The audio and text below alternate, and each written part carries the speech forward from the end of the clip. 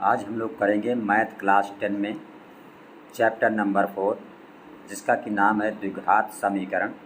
और इसका करेंगे आज हम लोग पहला भाग, जो कि काफ़ी इम्पॉर्टेंट है यूपी बोर्ड एग्ज़ाम के लिए।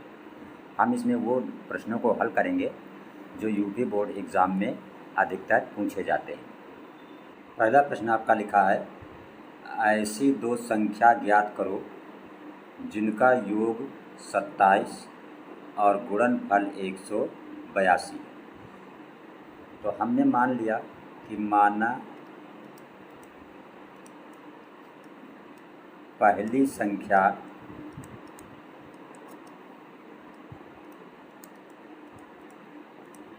बराबर x। पहली संख्या क्या मान ली? x। अब इन दोनों का योग जो है 27 है। तो अगर योग से पहली संख्या घटा देंगे तो दूसरी संख्या निकल आएगी। तो आपकी दूसरी संख्या हो जाएगी, दूसरी संख्या ये बराबर हो जाएगी 27 माइनस x। अब वो करा इनका गुणनफल 182 है। तो हम लिखेंगे प्रश्नानुसार अब पहली संख्या क्या है? x है और दूसरी संख्या क्या है? 27 माइनस x है।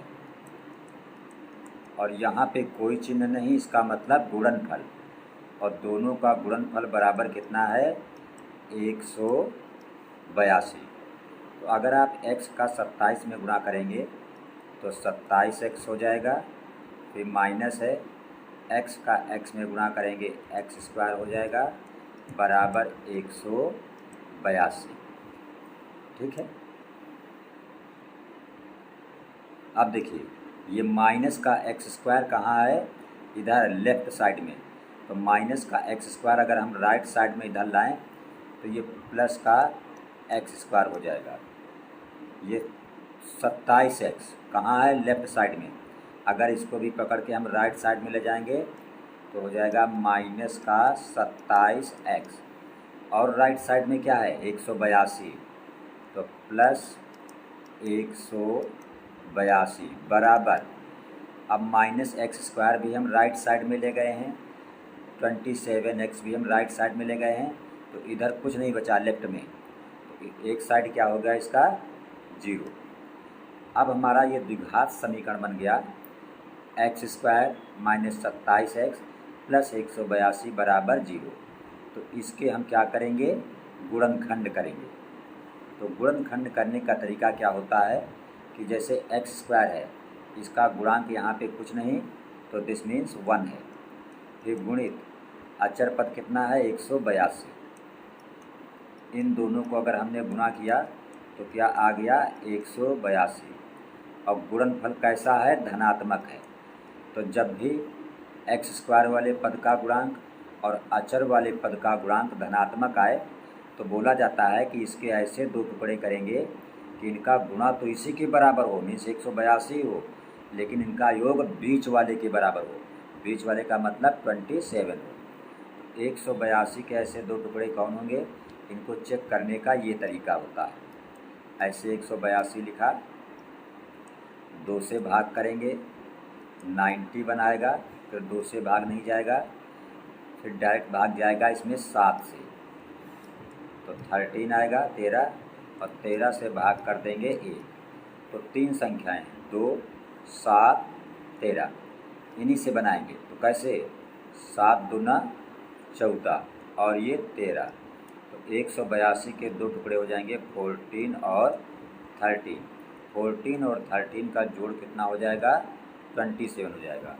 और चूँकि 14 और 13 इसी 182 के टुकड़े हैं, तो जब इनका गुणा करोगे तो 182 ही होगा। तो अब पहला पद x स्क्वायर है, हम सेम टू सेम लिखेंगे, माइनस ये जो 27 है, या 27 नहीं लिखा जाएगा, अब 27 की जगह पे 14 प्लस 13 लिखा जाएगा। बस इतना चेंज होता है। ब्रैकेट बंद कर देंगे, ये x साथ में है 27 के, तो x लिख दिया जाएगा, प्लस 182 है, 182 लिख देंगे, और बराबर क्या लिख दिया जाएगा? 0 लिख दिया जाएगा। तो ये आपका एक्स स्क्वायर है, ये आपका एक्स स्क्वायर है, फिर माइनस ये ब्रैकेट खुलेगा, तो जब एक्स का 14 में गुणा होगा तो ये माइनस का क्या हो जाएगा 14x, फिर इस माइनस से ये प्लस क्या हो जाएगा माइनस हो जाएगा, और x का 13 में गुणा होगा तो ये हो जाएगा 13x, और फिर प्लस का 182 है बराबर 0। अब देखिए यहाँ पे ये एक्स स्क्वायर माइनस 14x में कामन क्या लेंगे x, तो एक्स स्क्वायर की जगह पे x बचेगा, कामन का मतलब होता है भाग करना, माइनस ये x से x कैंसिल हो जाएगा, यहाँ पे क्या बचेगा 14 बचेगा, फिर ये माइनस, अब 13 और 182 में कामन क्या हो जाएगा 13, तो यहाँ से क्या बचेगा x, और जब ब्रैकेट के बाहर माइनस है तो ये प्लस क्या हो जाएगा माइनस हो जाएगा। अब 13 से 182 में भाग करेंगे तो 14 आएगा, क्यों, क्योंकि 182 के दो टुकड़े कौन है 13 और 14, तो अगर 13 बाहर तो 14 अंदर, ये बराबर क्या हो गया आपका 0 हो गया, ठीक, तो क्या है 0 है। अब देखिए x माइनस 14 यहाँ भी, x माइनस 14 यहाँ भी, तो ये x माइनस 14 आपका कामन हो गया, तो यहाँ से क्या बचा ये वाला x बचा, और यहाँ से क्या बचा माइनस का 13 बचा, तो बराबर 0। अब देखिए गुणनखंड हो गया, अब एक बार इसको 0 के बराबर लिखा जाएगा, एक बार इसको 0 के बराबर लिखा जाएगा x का मान ज्ञात करने के लिए। तो हम लिखेंगे जब x माइनस 14 बराबर 0 तो x बराबर माइनस 14 इधर जाएगा क्या हो जाएगा प्लस 14, फिर लिखेंगे जब x माइनस 13 ये दूसरा वाला ब्रैकेट बराबर 0 तो x बराबर माइनस 13 उधर जाएगा तो क्या हो जाएगा प्लस 13, तो एक x की वैल्यू ये आई 14 और एक x की वैल्यू आई 13, तो 14 और 13, और वो कह रहा था संख्याओं का योग कितना है 27 है, अगर आप 14 और 13 को जोड़ेंगे तो 27 निकलेगा, इसका मतलब आंसर सही है। तो यहाँ पे हमने आंसर लिख दिया, आंसर लिखा कि संख्याएं, वो संख्याएं पूछ रहा था, कह रहा था संख्याएं ज्ञात करो, संख्या ज्ञात करो, तो संख्याएं क्या हो गई 14, 13, ठीक है। ये काफ़ी इम्पॉर्टेंट क्वेश्चन है। ये दूसरा क्वेश्चन भी काफ़ी इम्पॉर्टेंट है, लिखा है दो क्रमागत धनात्मक पूर्णांक ज्ञात करो जिनके वर्गों का योग 365 है। तो कैसे हैं, क्रमागत हैं और धनात्मक हैं पूर्णांक। तो क्रमागत का मतलब क्या होता है, जैसे मान लो 1 लिखा है, 1 के बाद 2, 2 के बाद 3, 3 के बाद 4, एक एक बढ़ते हुए, इन्हें कहा जाता है क्रमागत। जैसे कोई पूछे 7 का क्रमागत क्या होगा तो आप बोलोगे 8, 25 का क्रमागत क्या होगा तो आप बोलोगे 26, मीन्स एक आगे का। तो यहाँ पे दो क्रमागत धनात्मक पूर्णांक ज्ञात करना है, हमें पता नहीं कि वो क्या है, तो हम मानेंगे, हमने लिखा माना क्रमागत पूर्णांक बराबर, अब अगर मान लो पहला हम x मान लेते हैं तो फिर अगला वाला एक ज़्यादा होता है, तो अगला क्या हो जाएगा x प्लस 1 हो जाएगा। ये हमारे दो क्रमागत धनात्मक पूर्णांक हो गए। अब हम आगे लिखेंगे प्रश्नानुसार,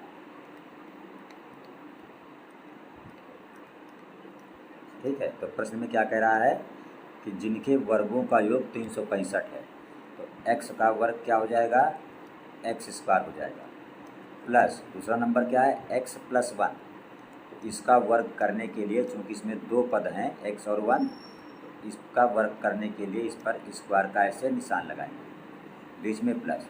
अब दोनों के वर्गों का योग ये बराबर कितना हो गया 365, यही आपके क्वेश्चन में लिखा था। तो ये एक्स स्क्वायर है प्लस ये देखिए जो x प्लस 1 का होल स्क्वायर है, इसको हम इस फार्मूले पे खोल देंगे, किस पे a प्लस बी का होल स्क्वायर, ये बराबर होता है a square plus b square और प्लस 2ab। तो ये एक्स स्क्वायर की जगह पे एक्स स्क्वायर, फिर ये प्लस लगा दिया। अब ये ए स्क्वायर, तो this means x square plus b square, तो 1 का स्क्वायर 1 प्लस 2a, 2 गुणित ए का मतलब x गुणित बी का मतलब 1 बराबर 365। तो देखिए ये एक्स स्क्वायर और एक्स स्क्वायर जुड़ेगा तो क्या होगा 2x स्क्वायर हो जाएगा। फिर ये प्लस का क्या है 1 है, फिर ये प्लस लगाया 2x का 1 में गुणा हुआ तो ये 2x हो गया बराबर है, इधर क्या हो गया 365 हो गया। अब देखिए ये 2x स्क्वायर है और फिर ये लिख लिया प्लस का 2x और प्लस का 1, 365 को इधर ले आइए तो माइनस का हो जाएगा बराबर क्या बच गया इधर कुछ नहीं 0। तो 2x स्क्वायर प्लस 2x, ये प्लस का 1 है माइनस का 365 है, तो जब एक प्लस एक माइनस होता है तो घटा दिया जाता है, तो 365 से एक जाएगा तो माइनस का 364 बचेगा बराबर 0। ये हमारा द्विघात समीकरण बन गया। लेकिन हम इसको थोड़ा छोटा करेंगे, कैसे? हम देख रहे हैं सब में इसमें सब में 2 का भाग जा रहा है, तो हमने इसको क्या कर दिया 2 से भाग कर दिया। ऐसा करने से सवाल छोटा हो जाता है, गुणनखंड करने में आसानी रहती है। तो 2 से 2 को भाग करेंगे तो क्या हो जाएगा एक्स स्क्वायर प्लस यहाँ 2 से 2 को भाग करेंगे कट जाएगा एक्स बचेगा माइनस यहाँ 2 से भाग करेंगे तो 182 हो जाएगा और 0 को 2 से भाग करेंगे, 0 को किसी भी संख्या से गुणा करो या भाग करो वो 0 ही रहता है। अब इसका क्या करेंगे हम x square plus x minus 182 का गुणनखंड करेंगे।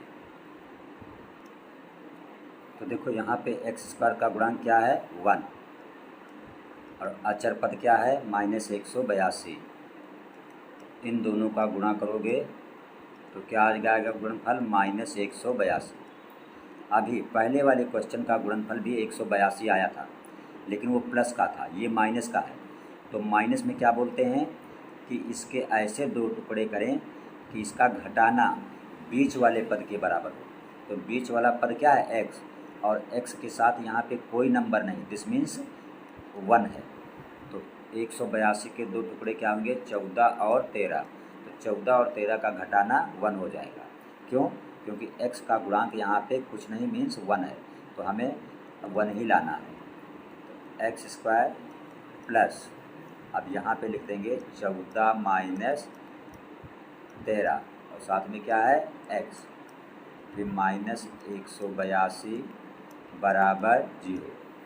तो ये एक्स स्क्वायर प्लस x का 14 में गुणा तो 14x माइनस क्या है माइनस है, तो माइनस x का 13 में गुणा तो 13x और माइनस 182 बराबर 0। देखिए एक्स स्क्वायर प्लस 14x में कामन हमारा क्या है x है, तो यहाँ से बचेगा x प्लस यहाँ से बचेगा 14। फिर देखिए माइनस है माइनस लगा दो। अब 13 और 182 में कामन क्या होगा 13 होगा, तो यहाँ से x बचेगा, ब्रैकेट के बाहर माइनस है इसलिए अंदर का चिन्ह बदल जाएगा, तो ये माइनस क्या हो जाएगा प्लस हो जाएगा। अब 13 से 182 को भाग करोगे तो 14 आएगा। क्यों? क्योंकि 182 के 2 टुकड़े 13 और 14 थे। इक्वल यहाँ पे क्या हो गया 0। अब देखिए x प्लस 14 यहाँ भी है, x प्लस 14 यहाँ भी है, तो x प्लस 14 हो गया हमारा कामन। तो जब x प्लस 14 ये कामन हुआ तो यहाँ से क्या बचा ये वाला x बचा और x प्लस 14 ये बाहर है, तो यहाँ से क्या बचा माइनस का 13 बचा बराबर क्या हो गया 0। ठीक, अब एक बार हम लिखेंगे जब x प्लस 14 बराबर 0 तो x बराबर प्लस 14 भर जाएगा तो माइनस का 14 और इसको हम कट मार देंगे, इसका मतलब ये वैल्यू नहीं लेंगे। क्यों? क्योंकि पूर्णांक कैसे हैं, धनात्मक हैं, और ये वैल्यू कैसे निकली है, माइनस में निकली है। इसलिए जब भी माइनस में वैल्यू आ जाए तो उसको ब्रैकेट में कट मार देंगे जब भी ये पूछा जाए कि धनात्मक। अब ये दूसरे ब्रैकेट को हम 0 के बराबर लिखेंगे, किसको, x माइनस 13 को। तो हम लिखेंगे जब x माइनस 13 बराबर 0 तो x बराबर 13, x का मान कितना निकल आया, 13। ये हम लेंगे, क्यों, क्योंकि ये धनात्मक है और हमको जो ज्ञात करना है वो भी धनात्मक पूर्णांक ही ज्ञात करना है। अब हमारा आंसर हो जाएगा, हमने धनात्मक पूर्णांक इस क्वेश्चन के स्टार्टिंग में क्या माना था, हमने लिखा था माना धनात्मक पूर्णांक x, x+1 है, तो x का मतलब 13 और x+1 का मतलब एक ज़्यादा, तो 13 में एक जोड़ दो तो कितना हो गया, 14। तो ये हमारा आंसर हो गया इस क्वेश्चन का। आपका तीसरा क्वेश्चन लिखा है कि एक समकोण त्रिभुज की ऊंचाई आधार से 7 सेंटीमीटर कम है। देखिए समकोण त्रिभुज होता क्या है, ऐसा त्रिभुज जिसका एक कोण 90 अंश हो।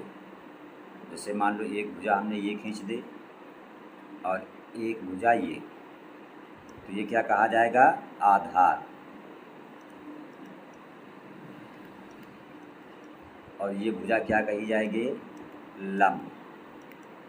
तो जिसको आप लंब कहते हैं उसको ऊंचाई भी बोल सकते हैं। अब ये कोण कितना हो जाएगा, 90 अंश, और इसको हम मिला दें तो 90 अंश के सामने की ये भुजा क्या कही जाती है, कर्ण कही जाती है।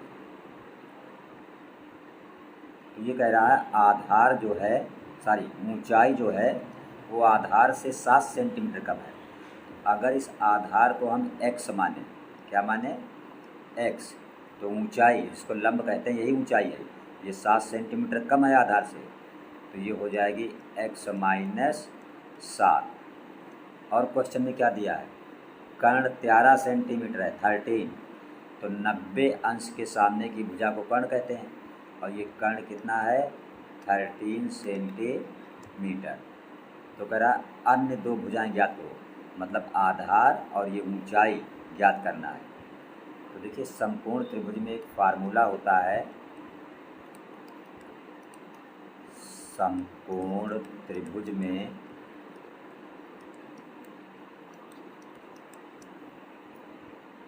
लंब स्क्वायर, लंब का स्क्वायर प्लस आधार का स्क्वायर बराबर होता है कर्ण का स्क्वायर। तो जो लंब है इसको ऊंचाई भी बोलते हैं। तो ऊंचाई कितनी है, x माइनस 7, तो यहाँ पे लंब की जगह पे x माइनस 7 और ऊपर स्क्वायर है तो स्क्वायर लगा देंगे, प्लस आधार, आधार हमने क्या मान रखा है, x, तो ये x स्क्वायर बराबर कर्ण, कर्ण दिया हुआ 13, तो ये 13 का स्क्वायर। तो देखिए ये x माइनस 7 का होल स्क्वायर जो है इसको हम इस फार्मूले पे बोल देंगे, a माइनस बी का होल स्क्वायर पे। a माइनस बी का होल स्क्वायर क्या होता है, a square plus b square minus 2ab होता है। a स्क्वायर का मतलब x square plus b square का मतलब 7 का स्क्वायर। तो जब आप 7 का स्क्वायर करोगे तो ये 7 इंटू 7 मीन्स 49 हो गया। फिर माइनस क्या होता है 2ab, तो माइनस 2 गुणित a का मतलब x, फिर गुणित b का मतलब 7, फिर ये वाला प्लस x स्क्वायर और फिर 13 का स्क्वायर। तो 13 का स्क्वायर का मतलब कि 13 को 13 से गुणा, और ये बराबर हो जाएगा 169। तो 13 के स्क्वायर की जगह पे क्या लिख दोगे, 169। अब ये वाला x स्क्वायर और ये वाला x स्क्वायर मिलके हो गया 2x स्क्वायर, और इसका 2x का 7 में गुणा तो हो गया माइनस का 7 टू जा 14x, फिर ये प्लस का 49 है, और 169 जो राइट साइड में है इसको इधर ले आओ लेफ्ट साइड में, तो -169 हो जाएगा, बराबर इधर कुछ नहीं बचा मीन्स 0 हो गया। तो 2x² माइनस 14x, अब देखिए ये नंबर प्लस है ये नंबर माइनस है तो घट जाएगा, तो 9 से 9 गया 0 बचा, 6 से 4 गया 2 और ये 1, और प्लस माइनस में माइनस वाली गिनती यहाँ बड़ी है तो चिन्ह माइनस का लेंगे, बराबर क्या हो जाएगा 0। अब इस पूरे समीकरण को 2 से भाग कर दो। क्यों 2 से भाग कर देंगे? क्योंकि इसमें 2 से भाग जा रहा है, ऐसा करने से समीकरण छोटा हो जाएगा, आसानी से हल हो जाएगा। तो यहाँ पे x² हो जाएगा, जब 2 से 2 भाग करेंगे कट जाएगा, इसको 2 से भाग करेंगे 7 हो जाएगा, माइनस 120 को 2 से भाग करेंगे 60 हो जाएगा, बराबर 0 को 2 से भाग करेंगे तो 0 हो जाएगा। अब इसका हम क्या करेंगे? गुणनखंड कर देंगे। तो इसके गुणनखंड में यहाँ पे x² लिखेंगे, माइनस 7 की जगह पे क्या लिख देंगे 12 माइनस 5, क्योंकि अगर आप 12 से 5 को घटाओगे तो 7 बचेगा, और 12 को -5 से गुणा करोगे तो -60 हो जाएगा। साथ में x है तो x लिख देंगे, फिर -60 और ये बराबर क्या हो गया 0।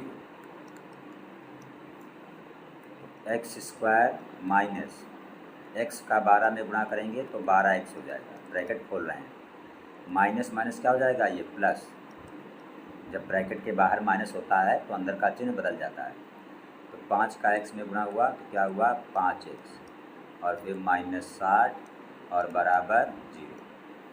तो देखिए इन दोनों में कॉमन क्या दिख रहा है x, तो यहाँ से बचेगा x माइनस यहाँ से क्या बचेगा 12 बचेगा, फिर ये प्लस 5 और 60 में कॉमन क्या है 5 कॉमन है, तो यहाँ से बचाएगा x माइनस 5 से 60 को भाग करेंगे तो 12 हो जाएगा, बराबर 0।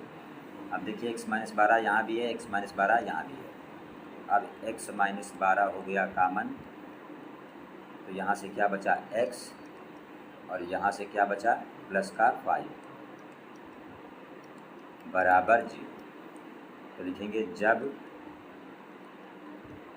x - 12 बराबर 0 तो x बराबर 12। देखिए x बराबर क्या आ गया 12 आ गया, फिर इसको हम लेंगे, हम लिखेंगे x + 5 बराबर 0, तो x बराबर +5 इधर जाएगा तो -5, ब्रैकेट में कट लगा देंगे क्योंकि माइनस वैल्यू नहीं ली जाएगी, क्योंकि हमें ज्ञात करना है आधार और ऊंचाई। तो आधार हो या ऊंचाई हो ये दूरी होती है और दूरी कभी माइनस में नहीं होती है, तो इसका मतलब x बराबर 12 लिया जाएगा। तो हमारा आंसर क्या बन जाएगा, x क्या है x हमने आधार को माना था, इसका मतलब आधार बराबर 12 सेंटीमीटर, और ऊंचाई क्या होगी, ऊंचाई बोल रहा है 7 सेंटीमीटर कम है, तो 12 से 7 घटा दोगे तो क्या बच जाएगा 5 सेंटीमीटर। ये क्वेश्चन नंबर 4 जो आपका है ये देखने में बहुत बड़ा लग रहा है लेकिन बहुत आसान क्वेश्चन है। क्वेश्चन लिखा है एक कुटीर उद्योग में एक दिन में कुछ बर्तनों का निर्माण होता है। कोई एक फैक्ट्री है उसमें डेली कुछ बर्तन बनते हैं। लिखा है एक विशेष दिन ये देखा गया कि प्रत्येक नग का निर्माण लागत उस दिन के निर्माण किए गए बर्तनों की संख्या के 2 गुने से 3 अधिक है। मेन पॉइंट ये है, इसको पकड़ना है, प्रत्येक नग की जो निर्माण लागत है वो बर्तनों की संख्या के 2 गुने से 3 अधिक है। अगर हम ये माने इस क्वेश्चन में कि बर्तन की संख्या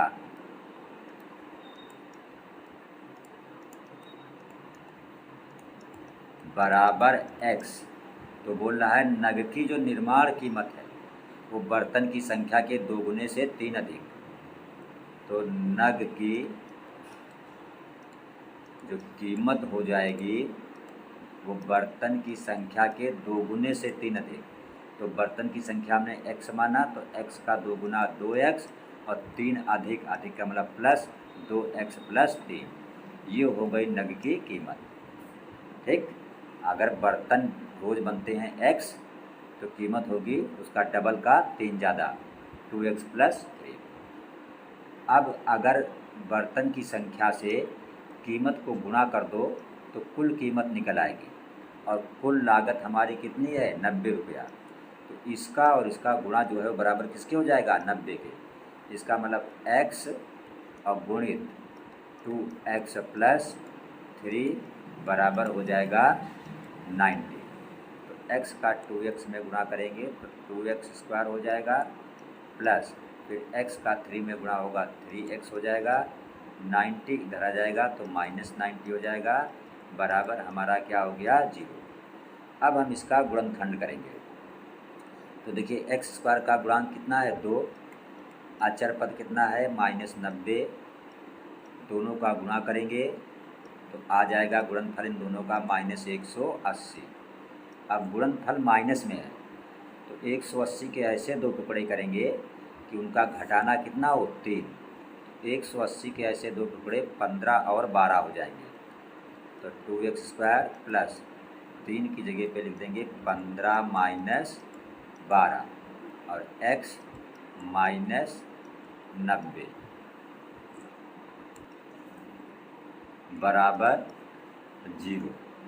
ब्रैकेट खोल देंगे, 2x स्क्वायर प्लस x का 15 में गुणा, 15x माइनस x का 12 में गुणा तो 12x और फिर -90 बराबर हो जाएगा 0।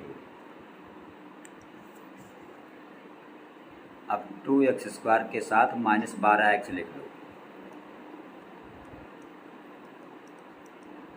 क्यों, ताकि आसानी से कामन मिल जाए दोनों में।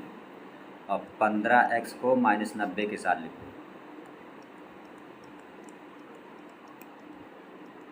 बराबर 0। तो यहाँ से कामन क्या है, 2x कामन है, तो x स्क्वायर की जगह पे x बचेगा, माइनस x कैंसिल, 2 से 12 में भाग करोगे 6, फिर ये प्लस 15 कामन हो गया तो x बचा, माइनस 15 से 90 को भाग करोगे 6 बचेगा, बराबर 0। अब x माइनस 6 यहाँ भी, x माइनस 6 यहाँ भी, तो x माइनस 6 आपका हो गया कामन। तो यहाँ से क्या बचा, 2x और यहाँ से बचा प्लस 15 और बराबर क्या हो गया, 0। अब एक बार लिखोगे, जब x माइनस 6 बराबर 0 तो x बराबर -6 जब इधर जाएगा तो +6, तो ये वैल्यू x की धनात्मक है, इसलिए आप इसको ले सकते हैं। फिर ये लिखा जाएगा, लिखेंगे जब 2x प्लस 15 बराबर 0 तो 2x बराबर प्लस का 15 उधर जाएगा तो माइनस का 15 हो जाएगा। तो 2x बराबर -15 तो x बराबर क्या हो जाएगा, -15/2। ये वैल्यू क्या है, x की निगेटिव है तो नहीं ली जाएगी। तो x बराबर 6 इसको हम लेंगे, तो हमारा आया है x बराबर 6। तो x हमने क्या माना था, x हमने माना था बर्तनों की संख्या, तो हमारा आंसर हो गया कि बर्तनों की संख्या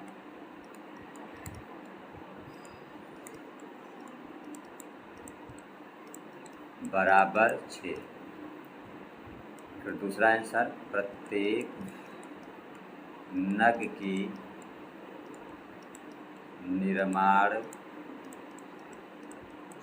कीमत, तो कीमत क्या थी, 2x प्लस 3 थी, तो 2x हमारा 6 निकला है प्लस 3, तो ये 6 दूना 12, 12 में 3 जोड़ दिया तो कितना हो गया, 15। तो प्रत्येक नग की निर्माण कीमत हमारी 15 हो गई आंसर में, और बर्तन की संख्या कितनी हो गई, 6 हो गई। चैप्टर नंबर 4 द्विघात समीकरण का सेकंड पार्ट देखने के लिए आप चैनल को सब्सक्राइब अवश्य कर लें ताकि उसकी वीडियो भी आप तक आसानी से पहुंच सके।